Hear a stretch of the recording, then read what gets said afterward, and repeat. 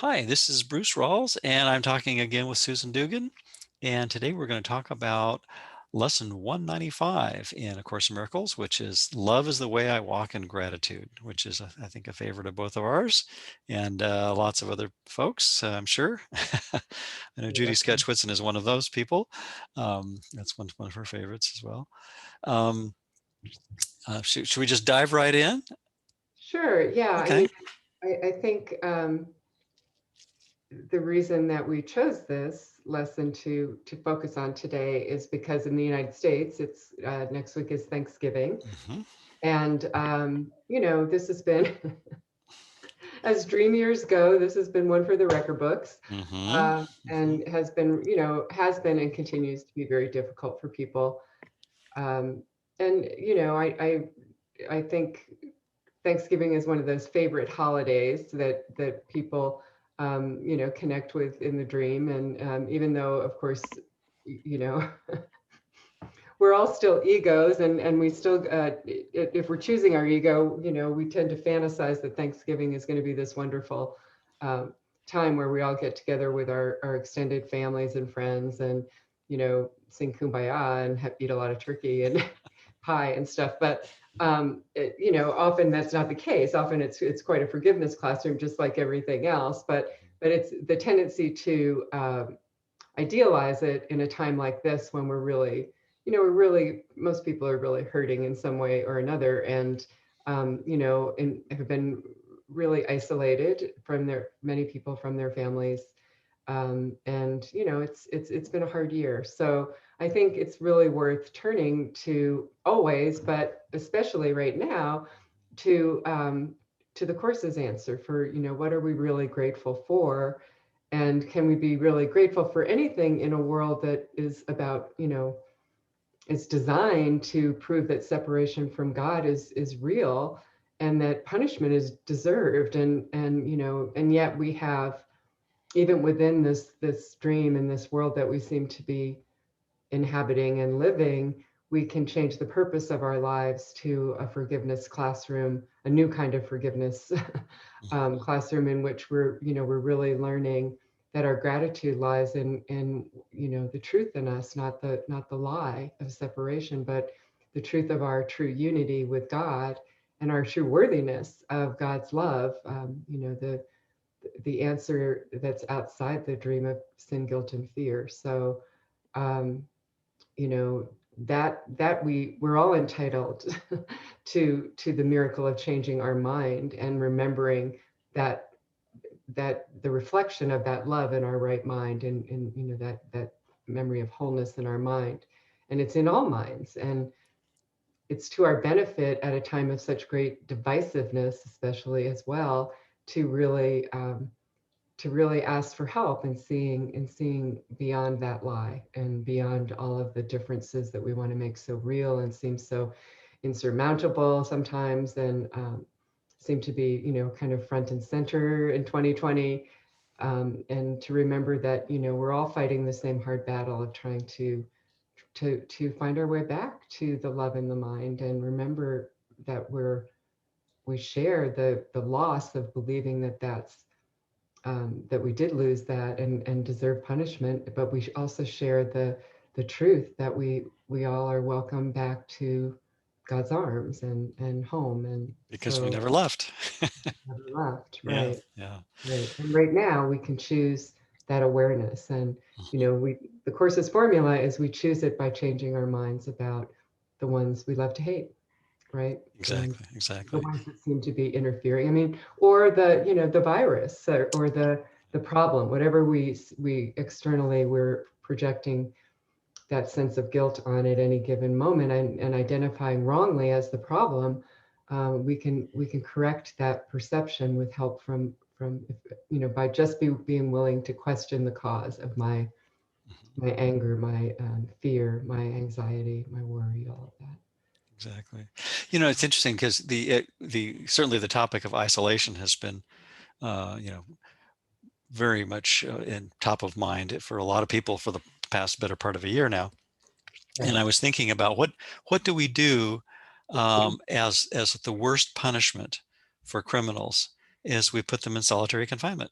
Yeah, right, the severe isolation. Well, I mean, on the level of form, we've all been participating in a giant social experiment, I suppose you could say, most of this year, and yet our beloved course tells us that it's really a decision in the mind that is where the real freedom lies. And so we can isolate ourselves mentally or not, and that's independent of whether we're isolated physically. And I was thinking, you isolate a virus, or you isolate a rogue element in society, and that's usually considered a means for containment and sometimes punishment. And yet we can't really isolate ourselves from anything and anyone in truth, because we're all the same thing. And that's one of the ideas that I think is challenging in the course. I think our favorite course teacher, Ken Wapnick, made a point of that, sharing a number of times how that's one of the most challenging ideas, because there are specific things that we want to isolate and single out for our special hate, and our grievances. And yet recognizing that we're all, like you say, all in the same boat, all fighting the same hard battle, right, um, uh, it creates an equality, or doesn't create it, it allows the awareness of equality to return to our minds, and seeing the sameness that we all share with each other. right. Bodies can't join, bodies can't isolate, right? Yeah, yeah, The exactly. only real solitary confinement is the solitary confinement of the ego thought system. It Hmm. always pits me against, it's always one or the other. And we know, those, as we really practice this and make this the new, look at our lives as a forgiveness classroom and make this the new purpose, really, of our lives, to undo the barriers to our awareness of love, and practice true forgiveness with under the tutelage of Jesus. As we begin to do that, we really begin to see how when we are choosing the ego, that's the way it feels. It feels like we're, alone in all the world. Right, And right. do we really want to keep choosing that? It's a horrible feeling. And of course, there's a part of our mind that does want to keep choosing at it, because we think that in some ways will keep us safe, that's a defense against the punishment of God. And that maybe there's still something that will work in this experiment in individuality that I've been conducting, despite all the evidence to the contrary. And so, but once the pain becomes enough, we just, we begin to say, yeah, I really don't want to keep doing this. And our minds are still split. So we do it. And then we go back and forth. But so much healing is happening through that process. And at any moment, Ken's last workshop was called Forgiveness Now. And it was really about, right now, at any given moment, I can choose differently. I can choose the teacher of love instead of fear, and I can experience whatever seems to be happening in the dream, no matter how horrific it may seem, differently, peacefully, kindly, without fear. And with So, gratitude. well, yeah, and with gratitude that Yeah, that's not what I really am. And but that awareness can't come from me right. just spouting it, or Exactly. That's usually working with it, saying affirmations. It's something. It's a process and a practice that we yeah. have to practice a lot, Yep. all the time. Yeah. Yeah. I was thinking metaphorically, it's sort of like the cake frosting is the gratitude is really after we've done what seems like challenging work to follow Holy Spirit's curriculum of forgiveness, and really see that we're not upset for the reason we think, and we could see peace instead of all the barriers in our mind that we've placed against that really authentic, eternal loving kindness. Then we can feel gratitude for having been given everything we need to choose against insanity and choose what our real identity that we all share. Mhm. Yeah.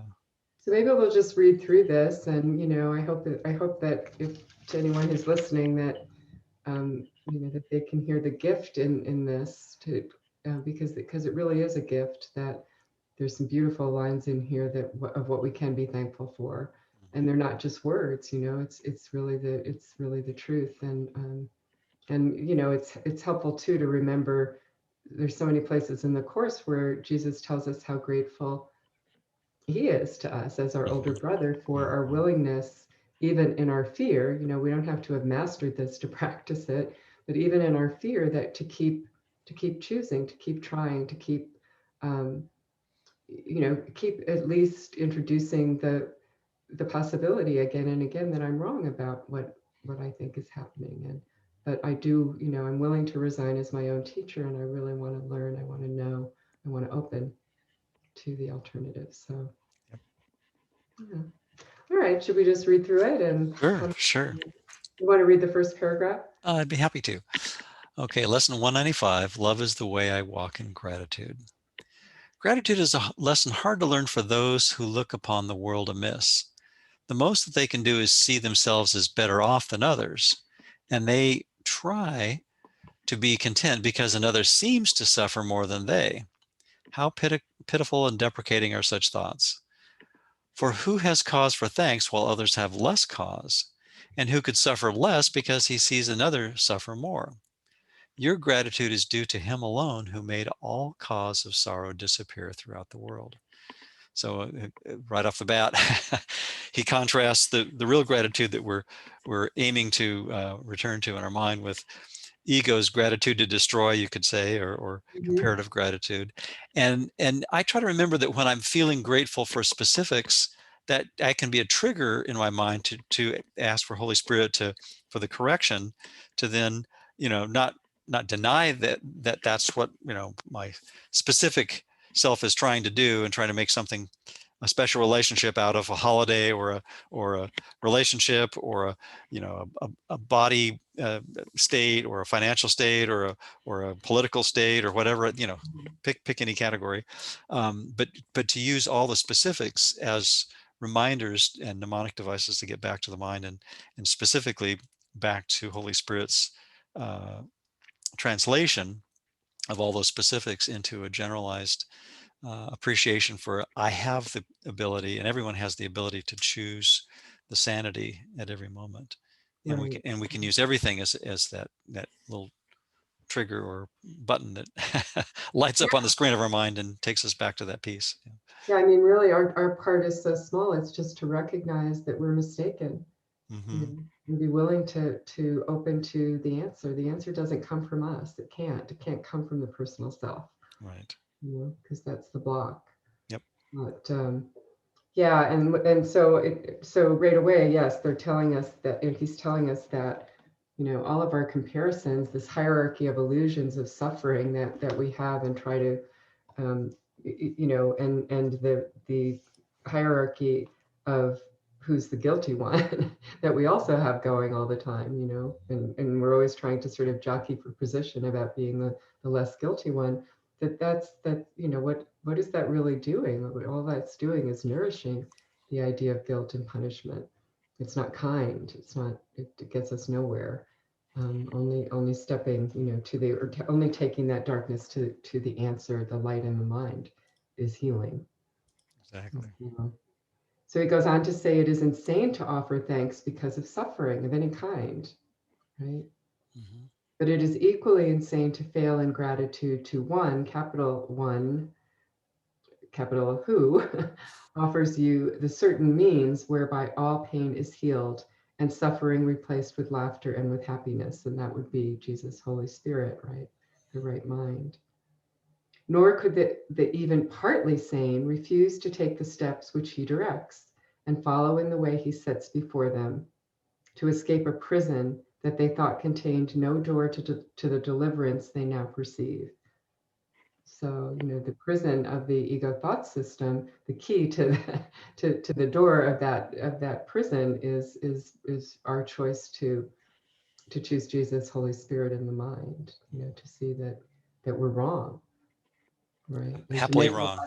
a classroom, to replace the prison with the purpose of making our lives a classroom of forgiveness in which we're willing to open and learn from Jesus, Holy Spirit, a better way, the better way that we're really asking for when we come to the course in the first place, that Helen and that Bill suggested in relationship to Helen, and really kind of ushered in the scribing of the course. So, Yeah, yeah, it really is a tremendous gift that's being offered us. And that the second sentence kind of jumped out at me as equally insane to fail in gratitude to one who offers you the certain means whereby all pain is healed. And right, and, and then that really is our 24/7, 365 that's being offered to us every moment. And it's not evil, sinful, or wicked, as our beloved teacher Ken pointed out. It's just silly that we don't offer gratitude when we catch ourselves going down the mental road of thinking that there's um, things to be more or less grateful for in the world, and forgetting that this world really is just a classroom, like you've been saying, right. and we can transform it to a prison, from a prison to a classroom. Yeah. Okay. Third paragraph.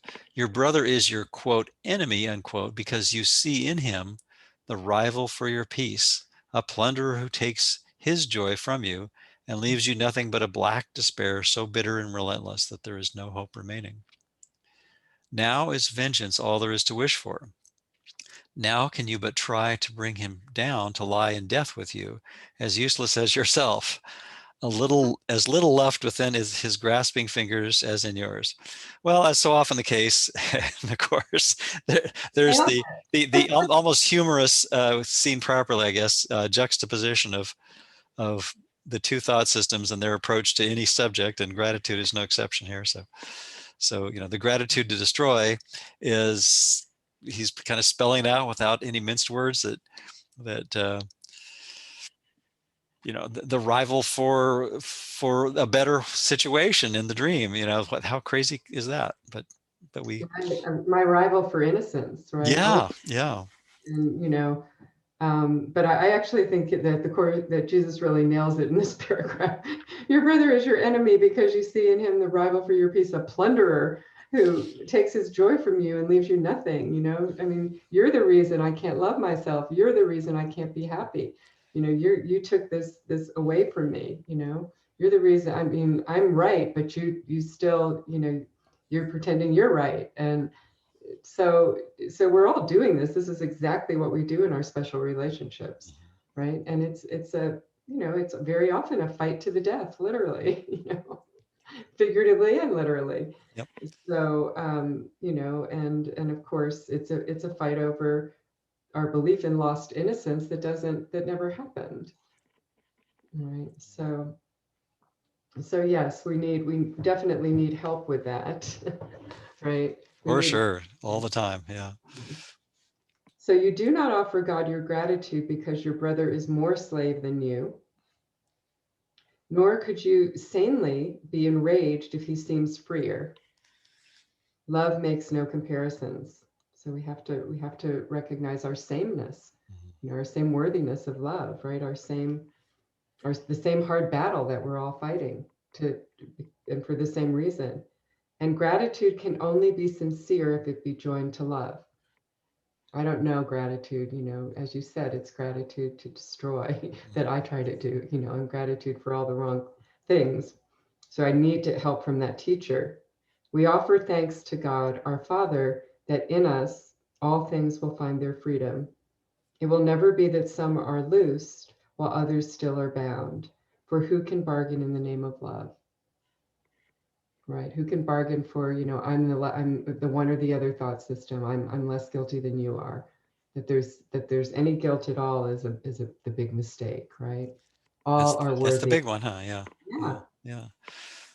yeah, The instance has to be all inclusive in order to be real, and whenever we limit it in any way, earlier this morning I was thinking about how the infinite nature of what we really are, and how any subset of that infinite all-inclusive being is finite, and relative to the infinite, anything that's finite is infinitesimal. And so if we're grateful for specifics, it's nothing wrong with that. It's just silly because we're grateful for something so tiny relative to the totality of what our real blessing is, our truly shared blessing is, we're, you know, of course uses the word crumbs and feathers and a number of different analogies, but they're all just so tiny, and you know, the wings of a sparrow instead of the eagle, and you know, a whole bunch of different things come to mind as metaphors that the silliness of making a big deal out of things that are fleeting in time and space. Um, Holidays being one example of those things, and not that there's any reason not to enjoy those, but like you were sharing a few moments ago, it's like we make such big deals out of specifics, um, and you know, very uh, narrowly defined things in time. You know, sometimes I think about when all the preparation that goes into, for example, a holiday meal, and in about 20 minutes it's over, and then there's the dishes to do or whatever. Yeah. but it's kind of the same way with elections, with anything that in the world that we kind of build our hopes and dreams and expectations up around, which is usually some kind of a special love, special hate, you know, uh, dance of sorts, and just kind of looking at that and say, wow, I could be grateful for what doesn't change and learn to generalize, Mhm. and then have a steady peace that doesn't uh, isn't subject to the whims of of change. Um, Right, and I right. think that's where the course is leading us, is to recognize how quickly our peace of mind can be shattered by specifics and by things Mhm. that are really infinitesimal. Right. And I love the line, we offer thanks to God, our Father, that in us all things will find their freedom, that within our practice, of forgiveness, I heal all my mistakes, Yeah, yeah, all of my illusions. Because if I'm healing, if I'm accepting that the atonement for myself, if I'm realizing that it's only always my own mind in need of healing, then that includes everyone. That has to include everyone. If we make that shift in awareness to Jesus's perception, it's just the guilt is gone. I mean, at yeah. least in that moment that we're willing to to shift, to accept his awareness, his perception, his healed perception. So all things in that moment find their freedom. The prison, we transcend the ego's prison of one or the other, of the Exactly. guilt, sin, guilt, and fear. Yeah, Yeah. those moments of respite, the true, you know, the true miracles when we just let go, even if it's just for a few instants. That's when we experience a genuine peace. Yep. And it's I think also important to remember. I try to keep reminding myself to be patient and gentle with myself when I go back to the insane thought system, and try to make it about the form, and then recognize that, well, okay, so you know, we all have our sacred cows, and maybe we just heal one cow at a time, and so to speak, let it back into the herd, and see that all the cows are the same, or something Where are like you that. going with this, Bruce? What's that? Say again? Where are you going with this? I guess the sacred cow metaphor anyway, but the specialness anyway. But Yes, yes. Right. I mean, it's never really about the form, but we are asked to be specific with our practice. So right, whatever's bugging you at the time, right? exactly. So Yeah. use the specific Yep. situation or thing that's up, you know, in top of mind, and Right. then let Holy Spirit help us with that. Yeah, Right. to That's my see that curriculum. the innocence is in everyone, not just me or not in me or whatever. Yeah. Right, right. Okay, next paragraph, number 5. Give Therefore give thanks, but in sincerity, and let your gratitude make room for all who will escape with you, the sick, the weak, the needy and afraid, and those who mourn a seeming loss or feel apparent pain, who suffer cold or hunger, who walk the way of hatred in the path of death. All these go with you. Let us not compare ourselves with them, for thus we split them off from our awareness of the unity we share with them, as they must share with us. And there's that, as Ken Wapnick points out, that challenging idea in the course that we have to include everyone and everything in our Yeah. definition of self. Yep. And just noticing the tendency to want to segregate and separate and divide and compartmentalize and do the we they game. Right. In our And mind. when we're identified with the ego, we're the center of the universe. We don't even see other people suffering. Mm-hmm. We see our own. And so, uh, the course's answer always leads us when we make that shift in perception, when we've asked for it and we, accept it, the answer, that shift brings us the awareness that everybody's fighting the same hard battle. When we've chosen the ego, we're all in hell. And it doesn't matter what, if the ideology or whatever leads us to hell, whatever, it is really, it's just a disguise for the fact, for our sameness, for we all have an ego, we all have a decision making mind, we all have the spark of divinity within us, that memory of wholeness that is the, representative of our true self. And we all have the power to choose again, An and to, equal opportunity thought system, yeah. huh? And Yeah. I would never deny that to my brother, or in any way. I would just, right minded, when I'm right minded, I'm choosing to heal my own mind always, and putting that at the forefront of my purpose. And that's always an invitation to anyone I'm in relationship with, that they can make that same choice, just through demonstration. And then and but what and they may or may not, but I'm always communicating to them on some level through that choice, that that nothing they can do can change my love for them. I mean, I still might have to, you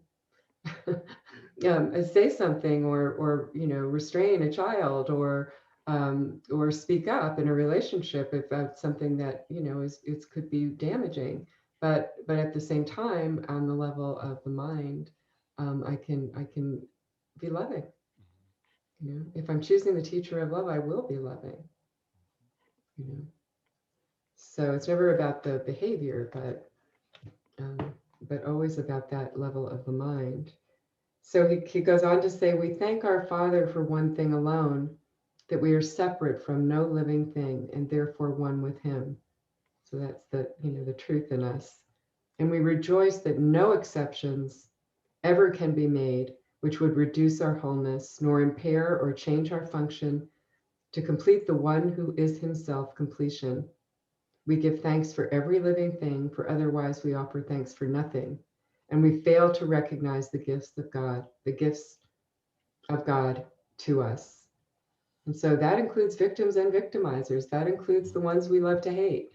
That includes, that's that willingness to say, I must be wrong about this, and I really want to see this differently. I want to see this through the eyes of of all inclusive love, instead of the ego's eyes of fear and separation and differences and punishment deserved, right?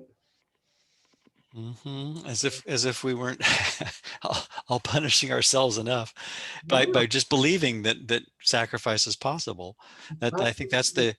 the. If a few moments ago you said something that just kind of reminded me of that it's the fact that we seem to be able to suffer or to have limitations of any kind. Right. That's in truth insane, but that's not where we think we're at most of the time. So we need to just gradually ease back into the idea that in truth no one um, can have their real identity compromised, and including their innocence, which is you know congruent, completely identical to everyone's identity. Yeah. Right, Yeah. exactly. Yeah. Okay. Paragraph Paragraph 7. 7. Then let our brothers lean their tired heads against our shoulders as they rest a while. We offer thanks for them. For if we can direct them to the peace that we would find, the way is opening at last to us. An ancient door is swinging free again.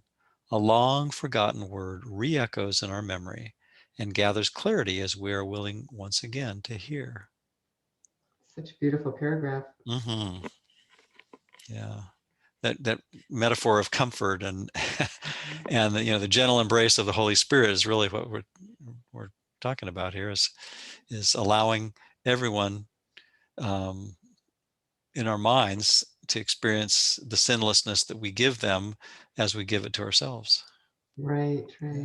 Yeah. And I mean, that's the Course's formula, right? For if we can Mm-hmm. direct them to the peace that we would find, we can accept it for ourselves and change our minds about them being the problem, the way opens to us at last. You know, we're all in the prison of the ego thought system. We're all in hell when we believe we're, you know, that this is all we are. Yeah. And we're, you know, we're driven when we're identified with the personal self to try to defend ourselves. I mean, that's all we can, you know, we're identifying with our littleness, right? As the Course says. And of course we feel, you know, under attack all the time because we're identified with guilt. We've already charged ourselves as guilty. And the only way that only salvation we have is to position ourselves, you know, in comparison to others as less guilty, right? So We think we're yeah, under attack, and we think we're isolated. right, right. Both of which, Feel in truth, isolated. are crazy notions. On the level of form, it's pretty obvious that, you know, we seem to be more isolated than ever as a planet, Yeah, for obvious reasons, and yet mentally, um, there's never been any connection between anyone or anything that's ever been compromised. right, exactly. Yeah. So he goes on to say, walk then in gratitude the way of love. So walk with me as your teacher, right? Mhm. For hatred is forgotten when we lay comparisons aside. What more remains as obstacles to peace? The fear of God is now undone at last, and we forgive without comparing. But thus we cannot choose to overlook some things and yet retain some other things still locked away as, quote, sins. When your forgiveness is complete, you will have total gratitude, for you will see that everything has earned the right to love by being loving, even as yourself. So that implies a process, right? This doesn't Mhm. happen all at once. We have a hierarchy of illusions, and but the practice of forgiveness, this willingness to raise everything to doubt that seems to upset us, to seems to be the problem, and to bring that, you know, that our dark awareness to Jesus's light and healing light.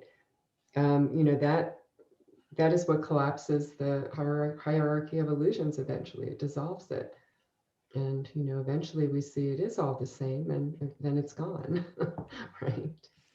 And like So you say, meanwhile, while we still believe that we're bodies, with personalities, and still doing a forgiveness classroom as a separate self, we need to be patient with ourselves so that we don't get a stampede of all the sacred cows back into the into the into the ranch in our mind.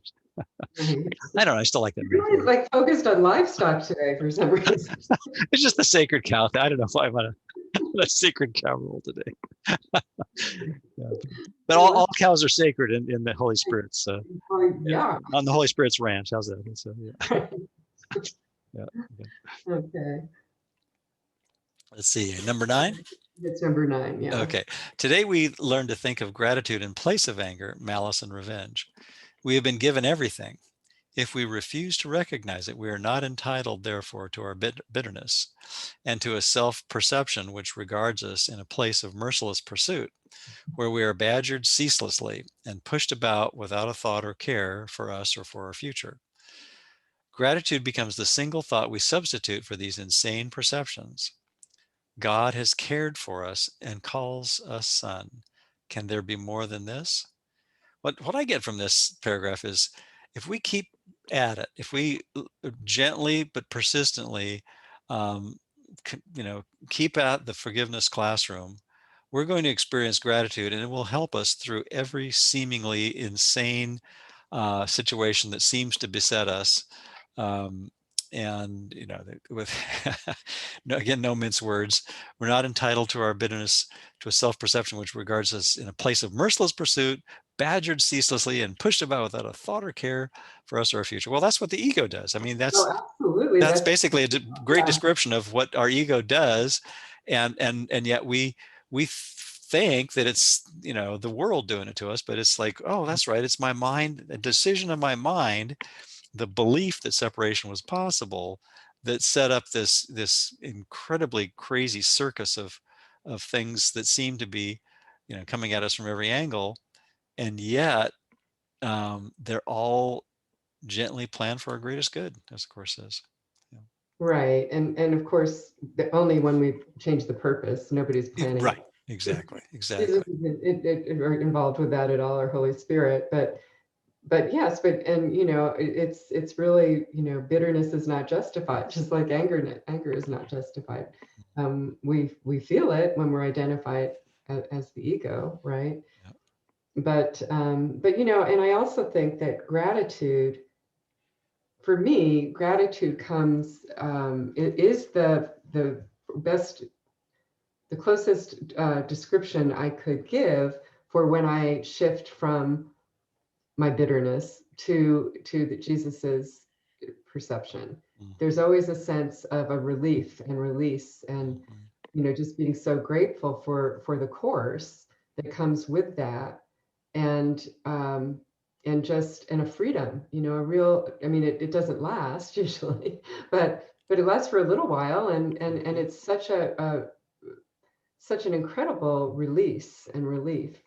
And for that, I'm very grateful for that. I have that I have a teacher, that I have a function, that I have a a process that, and a practice that can bring me that relief and release, that can truly, is not of this, brings me a peace not of this world.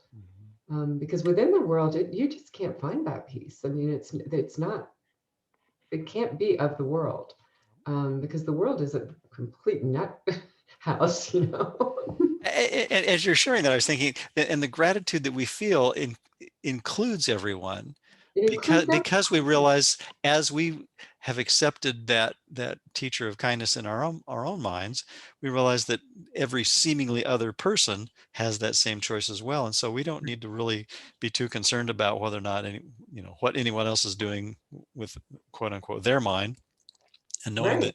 that Because their inevitable return to peace is also assured as well. right. Yeah. And we don't feel any responsibility for trying to make them come with us, I mean, everybody, we're accepting of that, everybody has their their own path. It wouldn't even occur to us to be trying to manipulate others the way we are always doing, the way the spiritual ego does, for example, but yeah, so I think, yeah, that's a great paragraph, and it's such a great description of the ego thought system. I also kind of get reminded that in my saner moments, that I'm the only one playing, hooky from perfect oneness, and everyone else. I think this is a kind of useful thing. It's like I don't need to worry about anybody else's progress, because if we're all already home, then the only seeming truant kid is me. I'm the only prodigal that hasn't returned Right. and seen properly, and in fact I already have, but that's the only one I need to really uh, focus my attention on, because Right. I can't do it for anyone else anyway, and it's forgetting that it's my forgiveness opportunity. Yeah. Right. It's always my own mind in need of healing. Yeah. That's all Yeah. I need to concern myself. Always my call for love. Exactly. Exactly. So the last paragraph here, to wind this up, he says, "Our gratitude will pave the way to Him, capital H Him, and shorten our learning time by more than you could ever dream of. Gratitude goes hand in hand with love, and where one is, the other must be found. For gratitude is but an aspect of the love which is the source of all creation. God gives thanks to you, his son, for being what you are, his own completion and the source of love along with him. Your gratitude to him is one with his to you, for love can walk no road except the way of gratitude, and thus we go who walk the way to God." So, and that's so comforting too, to Mhm. remember that we're never alone. We have, our Right. teacher is always with us. We cannot fail. We're not. Um, I mean, if we're identified with the ego, I know for me, before I came to the course, I felt terribly alone, and I think everybody, that walks this world does. And so, be thankful that we're not. Exactly. Right? We have a teacher. There is a way out. So And I can be grateful for you and everyone else in my life that helps me remember right. what we all really are. All the ones that seem to challenge us, which is anyone we're interaction with, really, for any length of time, Mhm. then, yeah, I mean, shows me it, that I need help, right? That I'm identified with the wrong teacher in the mind, Mhm. right? So we can be grateful for that. Yeah. Well said. And there's still there's still the food of the holiday. We Right. can be grateful. We can choose the course's gratitude and have our pumpkin pie too. There you go. There you Yeah. go. All So, right. Well, um, thank you, Susan. I always enjoy our conversations and look forward to the next one. And yeah, I'll me put this too. on your excellent website, forreasonforgiveness.com, and also on acmblog.com. Okay. And Happy Thanksgiving, everybody. likewise, likewise. Yeah. Yeah. Yeah. All Yep. right. All right. We'll talk soon. Okie doke.